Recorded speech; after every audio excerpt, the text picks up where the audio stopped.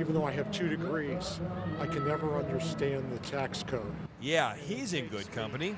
70% of us use a tax preparer to do our taxes. Now 20% of us use some kind of software, and about 10% of us really do it the old-fashioned way. If you can't or just won't do your taxes yourself, you're gonna need some help, but hire the wrong person and you could end up with a real mess on your hands.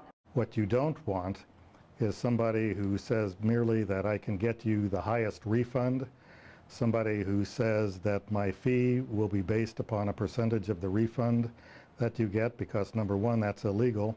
Al Perlman is a certified public accountant with Bachrach and Company in Milford. He says the key to avoiding unqualified or dishonest preparers is asking the right questions. There are 4 types of preparers: tax accountants, certified public accountants who have strict educational standards, enrolled agents who have professional standards and must be approved by the IRS, and preparers who may not have any training at all. But a professional designation alone is not a guarantee. Even a CPA should be somebody who does have a tax expertise. No CPA knows everything. Something else to check? Ask to see their PTIN. The IRS now requires tax preparers to register in order to file returns.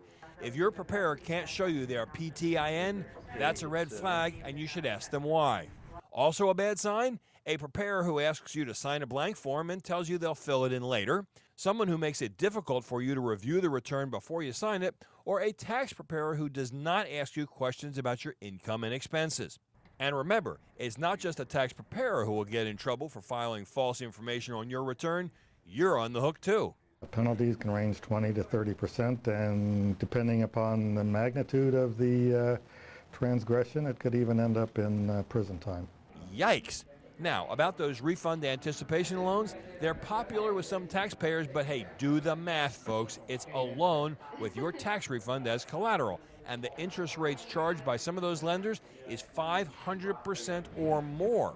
It doesn't seem like a lot, except if the refund is maybe $1,000 or $2,000 and the loan is only for 10 days, that's quite a bit. In fact, a study from the National Consumer Law Center found that refund anticipation loans drained the refunds of about 8.4 million taxpayers in 2008, costing them more than $800 million in fees. That just doesn't make sense in this era of e-filing.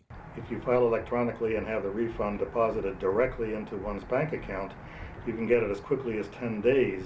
And the great news for about 70% of us is that the IRS offers something called the Free File Program.